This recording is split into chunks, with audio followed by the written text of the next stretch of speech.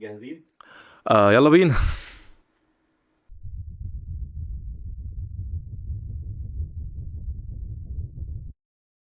خلينا نبدأ بأول سؤال. مين محسن؟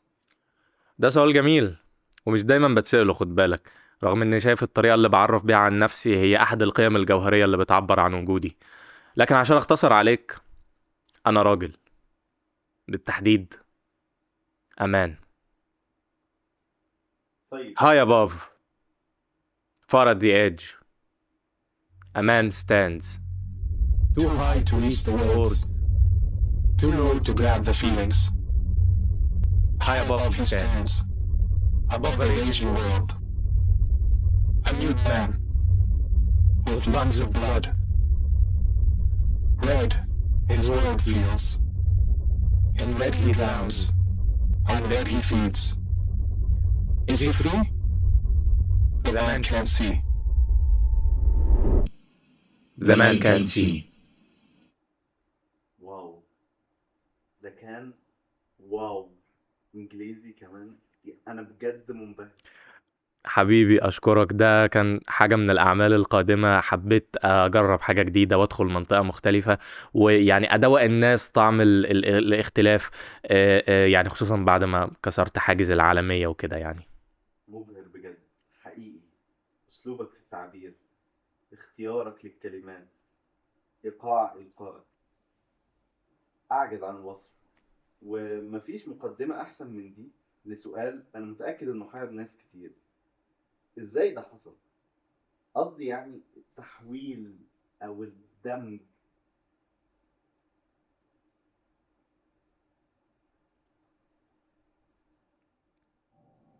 هي دي. هم؟ هي دي.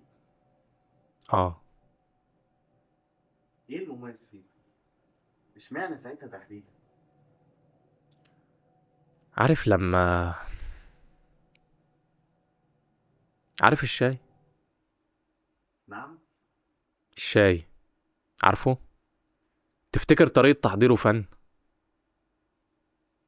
أنا كنت شفافية بعشق. الكوباية، سواد الشاي، بياض السكر، اللون الأحمر الغني اللي بينهض من قعر الكوباية، اللمسة الرقيقة لورقة النعناع جوه إعصار النكهة الغاضب في كفك، قبضة هذا الخليط على دماغك، قدرته على تغليفك بأيدي دافئة.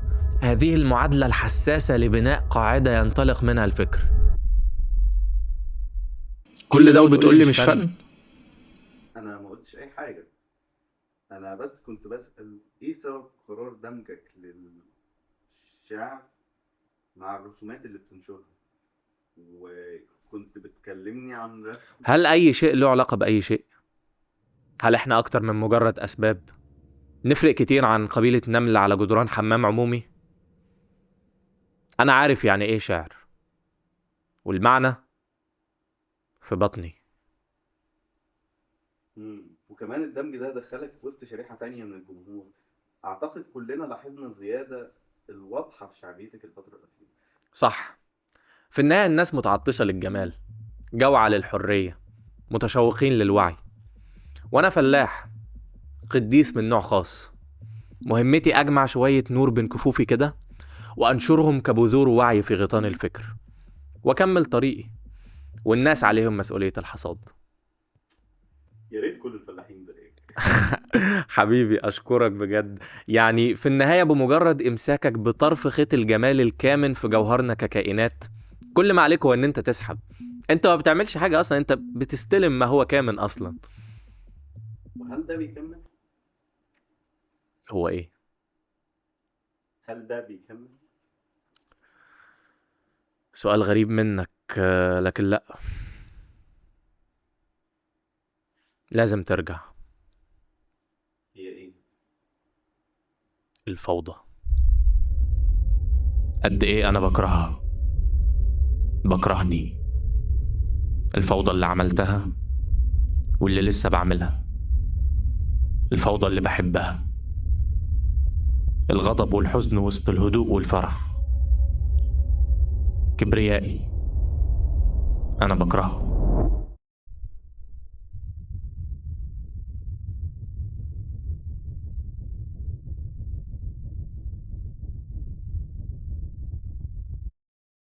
استخراج المعنى من قلب اللامعنى هو أصعب ما يواجهه الإنسان. ده مش رسم، ده تنقيب. أنا هنا بمد خيط من قلبي، لعل وعسى حد من الناحية التانية يلقطه.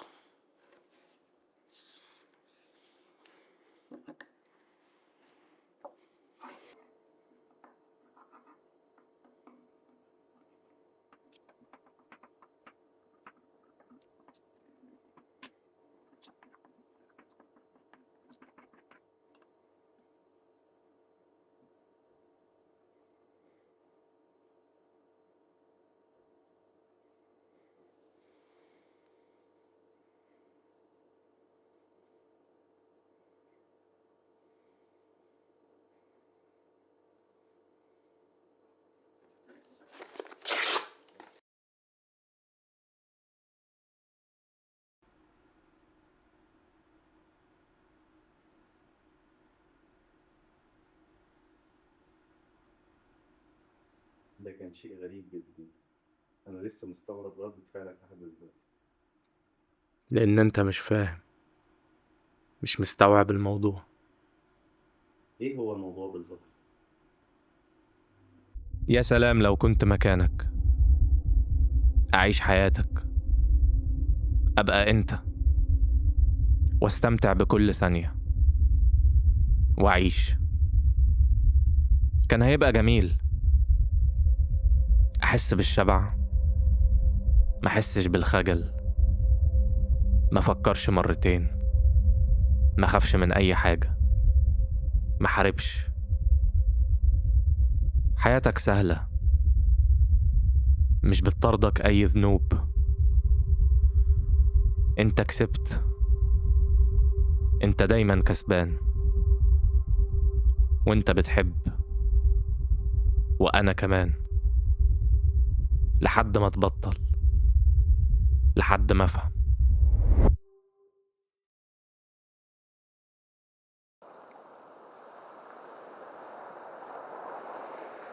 إيه الكلام؟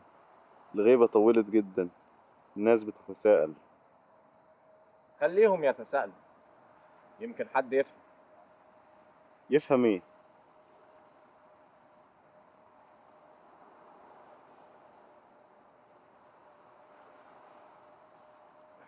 عارف انا نفسي في ايه؟ حياة بسيطة، سهلة، سعيدة، فارغة، خالية من اي مشاكل، هدوء مصطنع، حياة مصطنعة حتى، مفيش مشكلة، هدوء، عالم ما يضايقنيش فيه مدى صغري، عالم ما اهتمش فيه الا بنفسي. وإيه اللي موقفك؟ سؤال غريب منك، لكن مش بالسهولة دي. كل القبح والقسوة والوحشية اللي موجودين في العالم دول مالهم؟ هنعمل فيهم ايه؟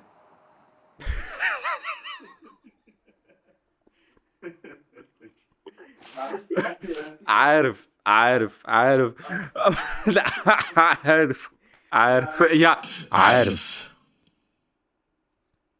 ده كان وقت ما اليوم ده كل اللي اعرفه عن نفسي كنت قلته لك، ما عدا حاجة واحدة، ان ده مش انا، وانا ولا حاجة. النار اللي جوايا هي السبب، نار عمرها ما اتطفت بجد. دي الحقيقة، مجرد اشكال. انا مجرد شكل، خدعة خدعت بيها نفسي، ونفسي خدعت بيها غيري. ولا انا طول عمري مفضوح؟ ايه ده في النهاية؟ ولا حاجة. مين انا في النهاية؟ ولا حاجة. إيه الخطوة الجاية في رأيك؟ معرفش، مش خايف من المستقبل؟ انا بخاف من كل حاجة. بس المفروض الفنان مش فنان.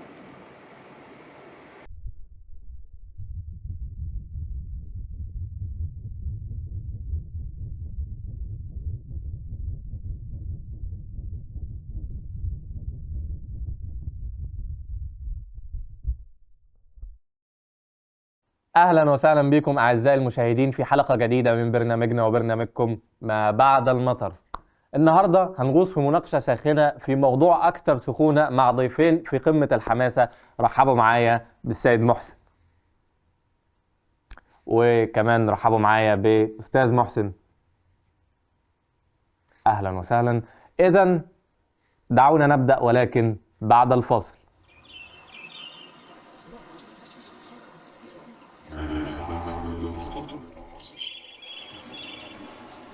طيب، عدنا إليكم، خلونا نبدأ.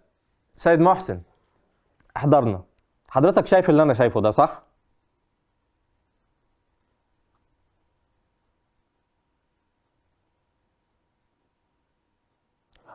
نسيت أقول للسادة المشاهدين إن السيد محسن مش بيتكلم بنفس الأسلوب اللي احنا بنتكلم بيه، ولكن لا داعي للقلق، أنا خبير في ترجمة الأفكار.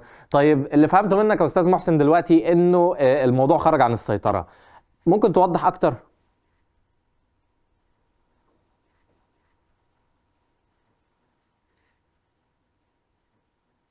حقيقي حقيقي حقيقي، مظبوط، ويعني مظبوط.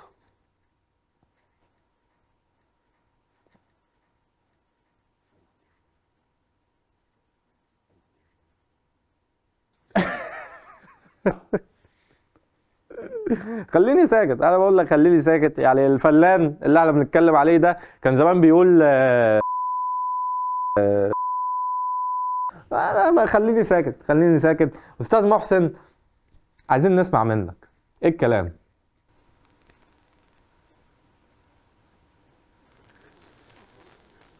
الحياة اختيارات. لا، فهمني هل فعلا هو ده كان سؤال ولا هذا الكلام يخرج بحرارة؟ الناس بتحاول.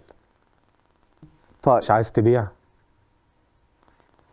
I killed a man in طيب كل الجمال تشويق، يعني ندم على بعد لحظة. I hate the man that I let myself. لا تعبر. طيب يا جماعة، فاصل ونعود.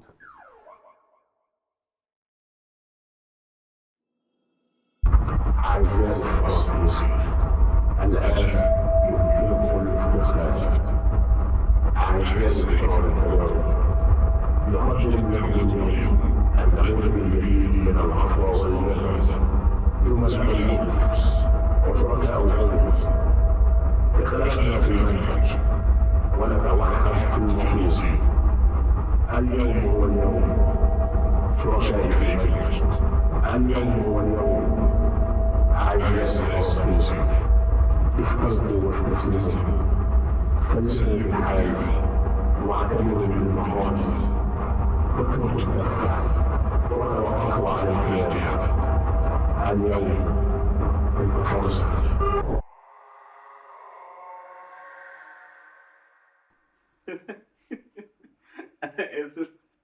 أنا آسف بس دلوقتي بس قدرت أفهم اللي حصل يوم ما قررت ترجع للمدونة بعد فترة. كان يوم عجيب. محسن اللي افتقد رسوماته والفترة قصيرة شعره، ملايين البشر لمدة شهور، قرر يرجع فجأة زي ما رحل فجأة. والمرة دي ما كانش جاي برسومات ولا شعر، بل بشخصه. لأول مرة رأى العالم مصدر الشيء اللي كونه معاه حالة من الوله لفترة. ونقدر نقول إن الجميع تفاجأ باللي شافوه ساعتها. ومش هكدب عليك، السبب الرئيسي لوجودي هنا النهاردة معاك هو محاولة تفسير فعلك ده.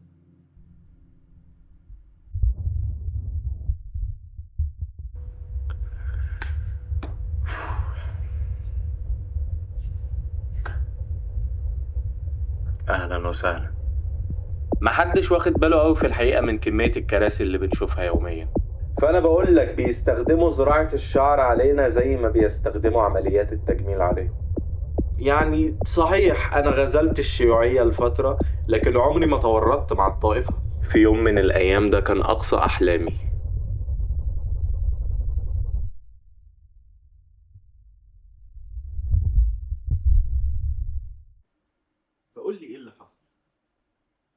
عايز تعرف ايه اللي حصل؟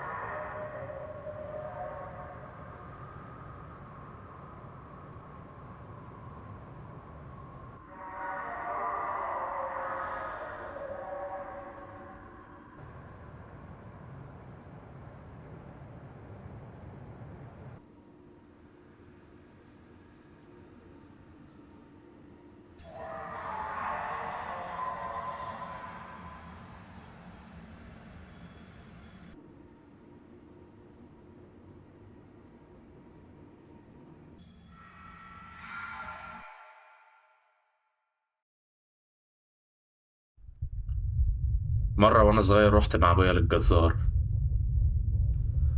هو دخل جوه وانا استنيته بره. بعد شوية جا راجل تاني مع ابنه، كان أصغر مني بشوية. ابنه قعد جنبي والراجل دخل جوه. وفضلنا قاعدين ساكتين بنتفرج على الشارع اللي بيتحرك. كنا احنا الحاجتين الوحيدين الثابتين في الشارع تقريبا. لحد ما فجأة بصلي وسألني. قال لي انت مامتك عايشة؟ قلت له اه. قال لي طب سلم لي عليها. قول لي بالله عليك، لو حصل لك موقف زي كده هل كنت هتقدر هو القلم وقف ليه؟ قلم ايه؟ القلم اللي كنت انا مش فاهمك. دي في ايه اللي بيحصل؟ يا عم انت بقى، يا عم انت بقى، في ايه؟ اهدى. يا عم انت، دي تالت ولا رابع مرة غير يا عم. ايه اللي حصل؟ اهدى طيب. يا عم ان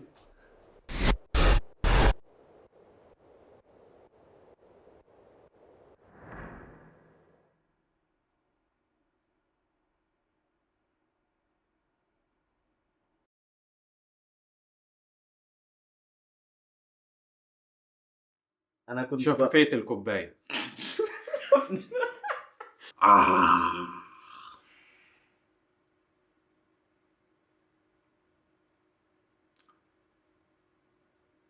ولا 1 ولا 100 ولا 1300. ليه بفتح كفوفي وانا بقول وانا فلاح؟ انا بس بشحت. الفلاح انا مش بلاد. قديس من نوع خاص. قلت لك ما تنساها بقى، حرام. طب ما ولا 100 ولا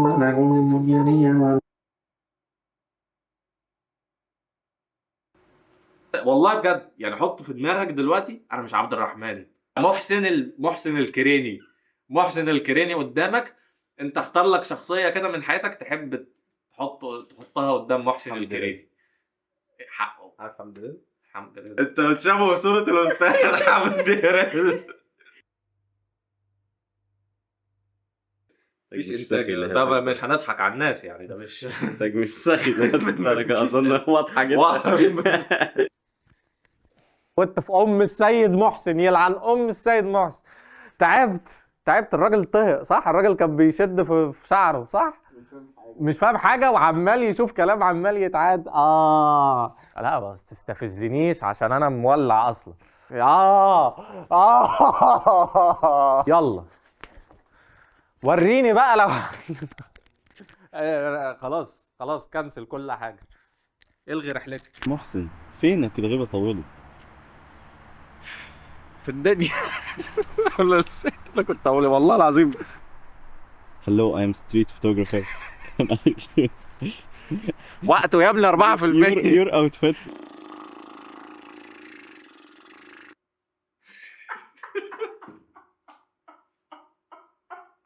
قلت له اه.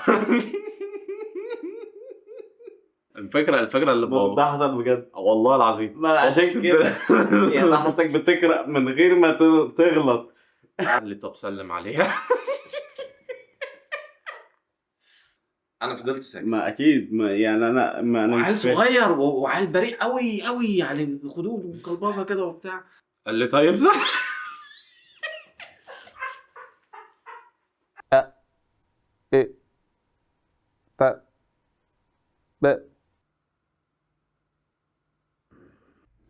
الدايركتور عمي الاستاذ عمي الشباب سيد الشغلانه مفيد فوزي.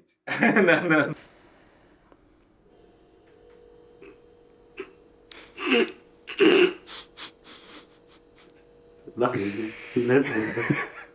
ليها تفسير اصلا جوه الفيلم، تفيد في الفيلم. كتر الفتح والقفل ده ابو ام الفيلم يا عم.